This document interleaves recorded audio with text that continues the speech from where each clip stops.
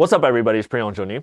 So whether this has happened to them or not, I'm sure every DJ or mix artist understands the feeling of playing music for a crowd, building the numbers of the crowd all night, and then at the middle of all the hype, your laptop crashes.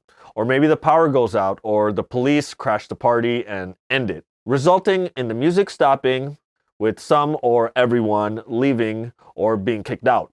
Then you have to build it back up, get people engaged again, and then all of a sudden the music stops again.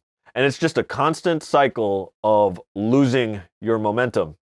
Well, that's what it's like to live stream on Facebook. So today, we're going to talk about the advantages of live streaming on YouTube instead.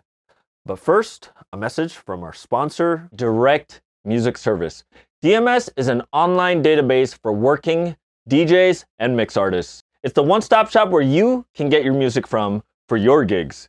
It's a searchable, organized database with thousands of edits, remixes, and different versions of your favorite tracks from many different genres. What's also awesome about Direct Music Service, if you're always on the road just like me, they have this awesome mobile app so that you can search your favorite tunes, put them on a wish list, and they'll be ready for you on your Dropbox folder when you get home. You can now save some money and get a discount using one of these two coupon codes. Use the code PJMonthly and get 30% off your first month off any monthly subscription.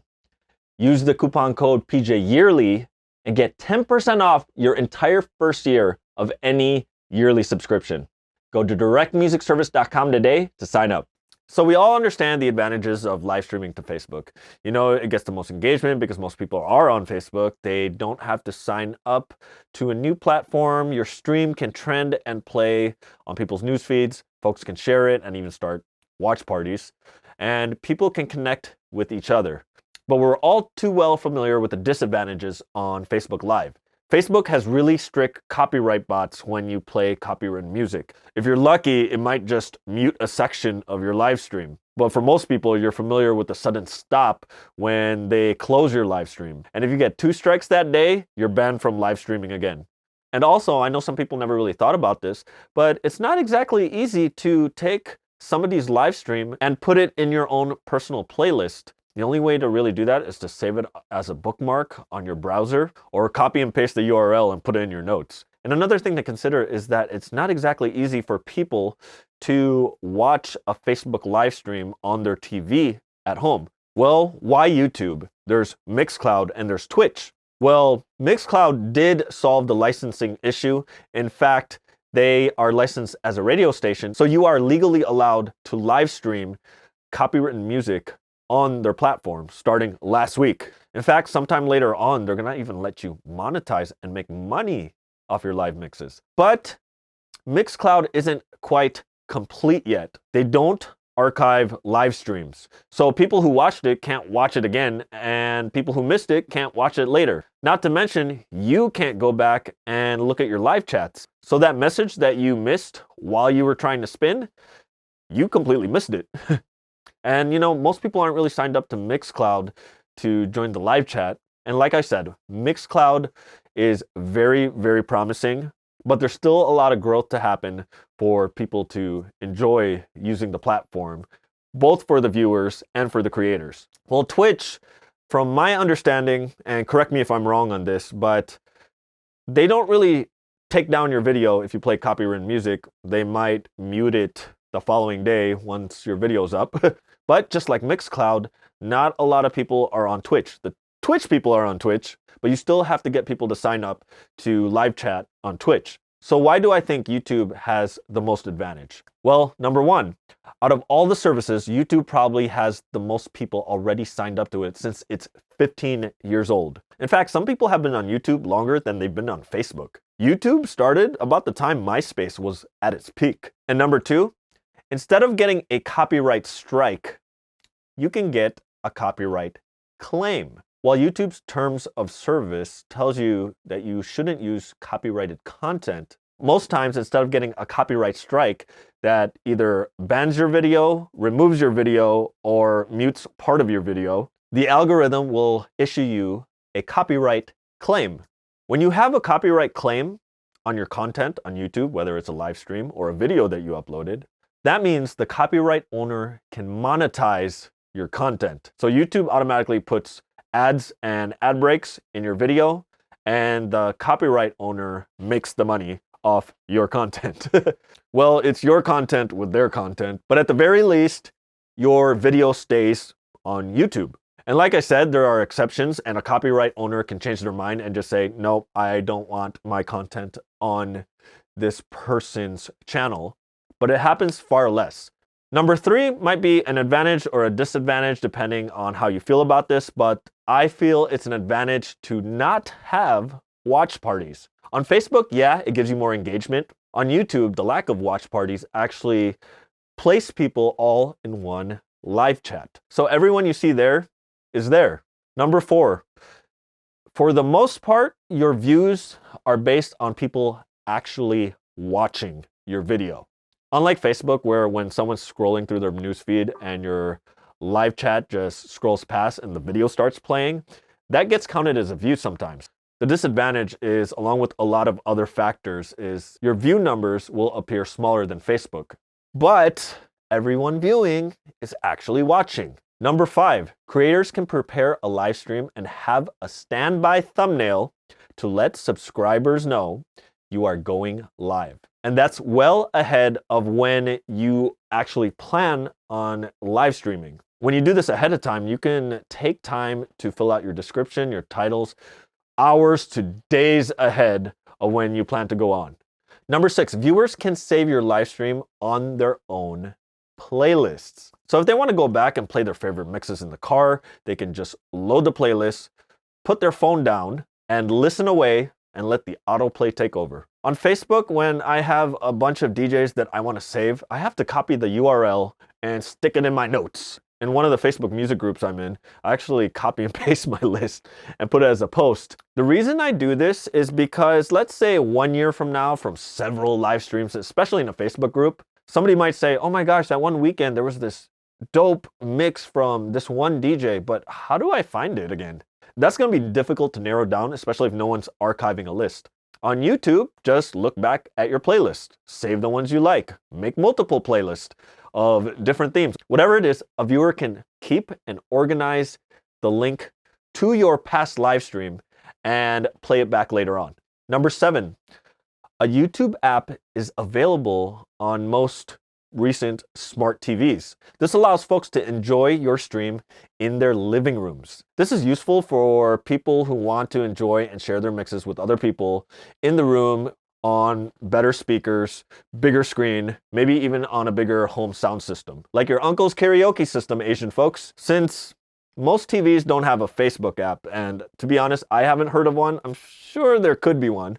It's much harder for viewers to put it up on display since it might require a dongle or simply just inconvenient to take a computer or mobile device and hook it up to a TV.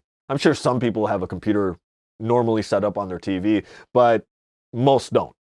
With the YouTube app actually on the smart TV, folks can play the live streams with AirPlay and still have their phones free for the live chat, or if they want to go back to Facebook and browse and even share your live stream. Unlike Twitch, YouTube has more options for you to build your audience on that platform, including uploading your own music and videos. Well, your music would technically be a video because you can't just upload music by itself. But basically, it's video content, whether it's live or pre-recorded. The point is, unlike Twitch, you don't depend on just your live streams to build your audience. You can offer people incentives as to why to sign up to YouTube and subscribe to you. I haven't done this, but I suggested to a friend of mine, you should tell your fan base that you will release an unreleased track on your YouTube if you get to a certain subscriber amount. He has a huge fan base, but he's not active on YouTube. And we were trying to get him to reach the minimum amount of subscribers to qualify for live streaming from your mobile device.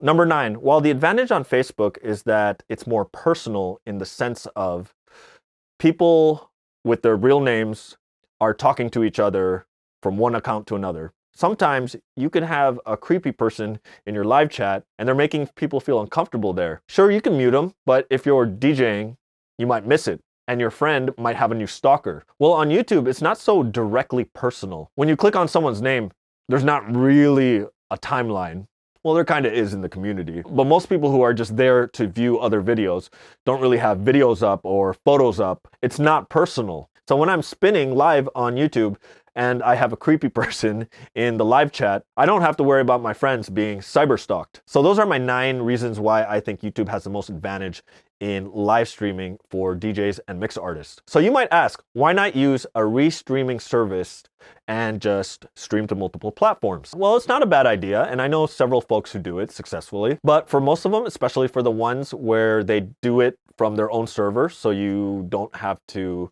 kill your bandwidth, it costs money to subscribe to the service. And that makes it a little bit more complicated for one creator to stay engaged with people from multiple live chats. While some platforms add the feature of being able to consolidate into one live chat from different platforms, it's still sometimes difficult to keep track of knowing which platform is which and understanding and remembering which people are reading what comments, and it can sometimes just become one big mess. It's almost like spinning music for 2 clubs. Then again, that's kind of how the separation from the bottle service section of the club and the dance floor can be. And I'm not saying everyone should just migrate to YouTube and completely drop live streaming on Facebook. I know I'm still using it when I'm confident I'm not going to be playing anything that the copyright bots are going to stop me for. But once you gain momentum using YouTube, it can become more fun for you and your supporters once your supporters realize that there's some options that are available to them that they might not have had before. Like being able to watch your live stream on their TV thanks to the YouTube app. So one quick thing before I wrap this up. Over the weekend, a colleague of mine, I won't say his name, but it starts with a B, ends with AB boy. We were contemplating all week and just throwing ideas, comparing the advantages and disadvantages that we realized at the time, whether he should try streaming on YouTube for the first time. And for him, it's a hard decision because, mind you, he can get up to 1,200 viewers at a time when he streams on Facebook Live. But also, his viewers know this, and he especially knows this, that it really kills the momentum when the copyright bots just slam down on your live stream and stops it. And while you were maintaining 1,200 for a good 30 minutes, your next live stream might have half of that. Sure, that's 600 people, but if this was a club that you had packed with 1,200 people, 600 is gonna feel a little empty. So it wasn't my first time live streaming on YouTube, but we both decided to agree that we should both do it strictly on YouTube for this weekend as an experiment. Well, for him, his engagement got as high as 720 people from what I saw. And for him, being his first time live streaming on YouTube, his numbers weren't as high as his Facebook, but he peaked on his live stream with over 700 people. In fact, before he even pressed play, there was 200 people already waiting to watch him. And you know what else? He played one straight set with no interruptions from any copyright bots. And all of us in this music scene and Facebook group, none of us wanted to play during his time because we knew a lot of the people were going to go see him. And the people I talked to that both watched my stream and his stream, they brought up something that I only discovered after the fact, which was the fact that they got to enjoy our live streams on their TVs at home. And it made a lot of Snapchat stories really interesting. So at the end of a set, I went back to the music Facebook group that we're both part of, and I asked everyone on a poll, so which platform do you guys prefer watching live streams on? And this is what the results were. 15 people said Twitch, 15 people said Facebook, and 109 people said they prefer YouTube. And this is just my hunch.